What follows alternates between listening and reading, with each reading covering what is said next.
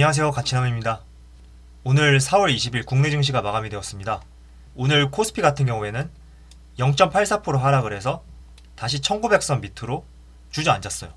그리고 오늘 특이한 점을 보게 되면 약 2시까지만 하더라도 박스권을 형성을 했었는데 장 막판이 되면서 하락으로 마무리가 되었습니다.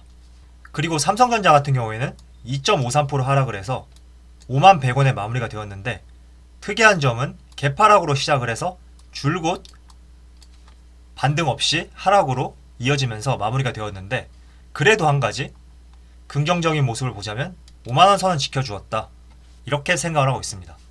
지난 금요일에 약 40여일 만에 외국인이 국내 증시로 들어왔단 말이죠.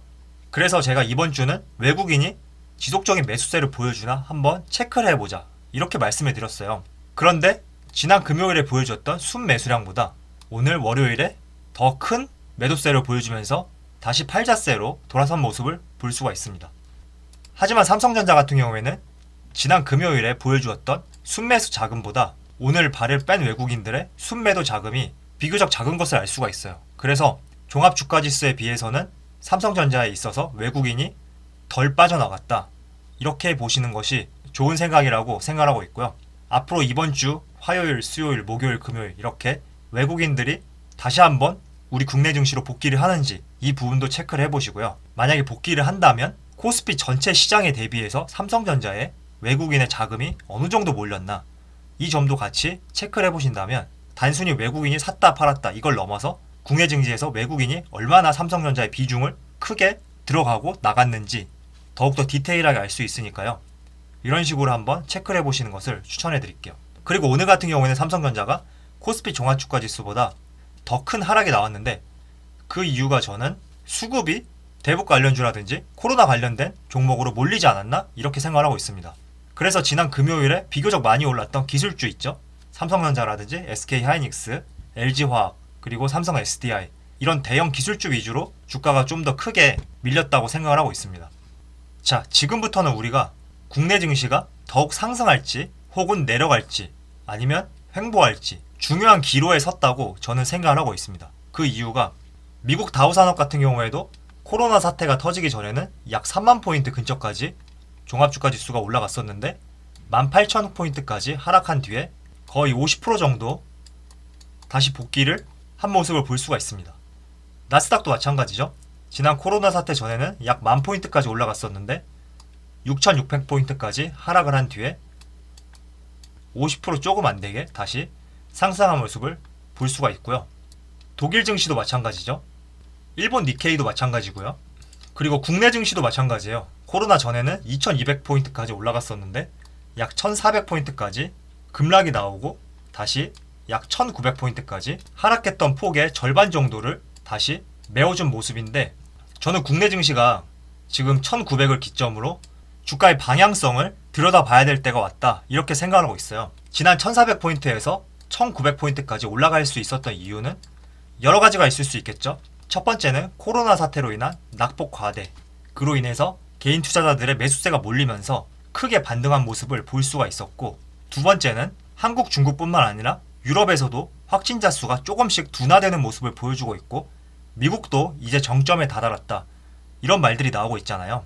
더불어서 양적 완화라든지 한미 통화 스와프, 이런 다양한 정책들로 인해서 코스피가 크게 반등을 했었는데, 지금부터가 이제 중요한 시점이라고 저는 생각을 하고 있어요. 그 이유가 이번 주부터 많은 대기업들의 실적 발표가 있단 말이죠. 더불어서 4월 23일에 국내 1분기 GDP 발표가 있습니다. 그래서 이번 한 주가 어느 때보다도 중요한 시점이 아닌가, 이렇게 생각을 하고 있고요. 많은 기업들의 실적 발표가 어떻게 나오냐에 따라서, 그리고 대한민국의 1분기 GDP 성장률이 시장에서 예측한 것보다 비등한 수준 혹은 그 이상이 나오게 된다면 더 상승할 수 있는 요지가 있다고 판단이 되어지지만, 혹시나 부정적으로 나오게 된다면 주가는 다시 조정 국면으로 들어서지 않을까, 이렇게 생각을 하고 있습니다.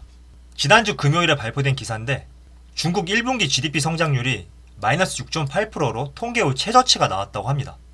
이 수치는 중국 정부가 분기별로 경제 성장률을 발표하기 시작한 1992년 이후 28년 만에 가장 낮은 수준이라고 해요. 그리고 앞서서 블룸버그 통신하고 로이터 통신이 중국의 1분기 GDP 성장률을 각각 마이너스 6%와 마이너스 6.5%로 전망을 했었는데, 지난 금요일에 발표된 수치는 시장 전망치보다 하회하는 수준이 나왔죠. 그리고 블룸버그 같은 경우에는 한국은 1분기 GDP 성장률이 마이너스 2.4%로 예상을 하고 있어요. 지금 이 1분기 GDP 성장률은 3일 뒤인 23일에 발표한다고 하는데, 만약에 우리나라 GDP 성장률이 마이너스 2.4%보다 더 부정적으로 나온다고 하면 삼성전자를 포함한 국내 증시가 우하향 움직임을 보일 수도 있다고 생각을 하고 있습니다. 따라서 23일날 발표되는 국내 1분기 GDP 성장률이 시장에서 예측하는 수준만 나온다고 하면 크게 변함은 없을 것으로 생각이 들지만, 한편으로는 중국처럼 우리나라도 시장치를 하회하게 될 경우에는 단기적으로 코스피와 코스닥이 조정 국면을 보일 수도 있다, 이렇게 생각을 하고 있습니다. 지금 코스피 종합주가지수가 약 1900포인트에서 마무리가 되었잖아요. 지금 여기서 더 상승할지 하락할지는 의견이 갈린다고 해요. 그래도 시장에서는 긍정적인 면에 무게가 실리는 분위기라고 하는데, 일단 긍정적으로 보는 이유 중에 하나는 미국을 비롯해서 유럽도 마찬가지로 코로나 확진자 수가 조금씩 둔화되는 모습을 보여주고 있단 말이죠.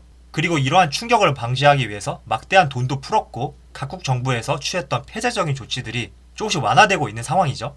그래서 위축되어 있던 경기가 다시 정상으로 돌아갈 것이라는 이러한 기대감 때문에 앞으로 더욱 상승할 것이라고 보는 의견도 있고, 반대로 다시 하락할 것이라고 전망하는 의견은 2분기의 GDP 성장률이 곧 발표될 1분기보다 더 크게 하회할 것으로 내다보고 있단 말이죠. 그래서 이렇게 크게 하락한 GDP 성장률이 다시 원상복귀 되기 위해서는 많은 시간이 필요하다, 이렇게 내다보는 사람들도 있기 때문에 전 세계 증시가 상승할지 혹은 하락할지는 전문가들도 의견이 나뉘고 있다고 합니다. 하지만 그래도 이번 주만큼은 여러분들이 이 점을 한번 참조를 하셨으면 좋겠어요. 23일 날 대한민국의 1분기 GDP 성장률이 발표가 된단 말이죠. 이 성장률이 시장에서 예측하는 것보다 어느 정도로 상회를 하는지 혹은 비슷하게 나오는지를 체크를 해보시는 것도 투자자로서 반드시 해봐야 될 사항이라고 생각을 하고요. 만약에 시장보다 하회하게 나올 경우라면 단기적으로 종합주가지수가 하락 움직임을 보일 수도 있다고 생각하고 있습니다. 뿐만 아니라 이번 주 같은 경우에는 대기업들의 실적 발표가 쏟아지는 한 주예요. 오늘 같은 경우에는 삼성바이오로직스 실적 발표가 있고, 22일에는 삼성물산, 그리고 23일에는 SK하이닉스, 네이버, 현대차, KB금융, LG디스플레이가 있고, 24일에는 기아차, 포스코, 이렇게 굵직굵직한 기업들의 실적 발표가 있는 날이기 때문에 이런 실적을 토대로 외국인이 다시 순매도 행진을 보여줄지 아니면 국내 증시로 자금이 들어올지, 이런 것이 결정될 수 있는 한 주라고 저는 그렇게 생각하고 있습니다. 따라서 이번 한 주는 23일에 발표되는 대한민국 1분기의 GDP 성장률과 여기 아래 나와 있는 대기업들의 실적 발표, 이런 것들을 종합적으로 보시고 시장보다 상회하던가 비슷하게 나올 경우라면 외국인들이 다시 국내 증시로 돌아올 수 있는 가능성은 열려 있다, 이렇게 생각하시는 것이 좋을 것 같습니다. 그리고 이건 저의 개인적인 생각인데, 2200포인트까지 올라갔던 증시가 1400포인트까지 크게 하락을 했단 말이죠. 그리고 하락한 폭의 50% 정도 다시 상승을 했는데, 저는 코스피 종합주가지수가 지난 코로나 사태 이전으로 돌아가기 위해서는 비교적 긴 시간이 필요할 것으로 내다보고 있고요. 그리고 다시 2200포인트까지 올라가기 위해서는 일부 횡보 또는 하락장을 보인 다음에 이런 모습이죠. 쌍바닥 형태를 만들고 나서 올라가지 않을까, 이렇게 조심스럽게 생각을 하고 있습니다. 그 이유가 무엇이냐면, 지금 이 차트는 지난 2008년에 금융위기가 왔을 때의 차트인데, 그때 당시만 하더라도 1900포인트까지 올라갔던 종합주가지수가 900포인트까지 거의 50% 이상 폭락세를 보여주었고, 다시 상승이 나온 뒤에 추가 하락이 나오고 다시 상승이 나왔어요. 이러한 패턴이 나오는 이유는 첫 번째로 주가가 크게 하락하고 나서 상승할 때는 낙폭 과대에 따른 상승도 있을 수 있고, 개인 투자자들의 저가 매수세도 있을 수 있고, 그리고 세계에서 내놓는 경기 부양 정책, 이런 것들로 인해서 상승이 나올 수 있단 말이죠. 하지만 여기서 주가가 다시 하락하는 이유는 이런 모든 긍정적인 요소로 이만큼 상승을 하였지만 기업들의 경제지표를 봤을 때는 매출이라든지 영업이익, 그리고 향후 전망이 불투명한 이런 리포트들이 많이 발행이 된단 말이에요. 그래서 결국에는 각 기업들이 내놓는 성적표, 즉 실적에 대한 부정적인 의견들로 인해서 다시 하락이 나옵니다. 그리고 나서 다시 상승하는 이유는 많은 기업들의 경영 정상화로 인한 실적이 긍정적으로 나올 때 다시 이런 상승 패턴을 보여주는 모습을 볼 수가 있는데, 이런 패턴들은 주식을 좀 오래 해보신 분들은 아마 아실 거예요. 보통 주가가 다시 턴어라운드에서 상승하기 위해서는 쌍바닥 혹은 다중바닥을 만든 뒤에 주가가 상승을 하기 때문에, 저는 개인적으로 지금 코스피라든지 삼성전자 이런 지수들이 바닥을 찍고 나서 큰 폭으로 상승이 나왔단 말이죠.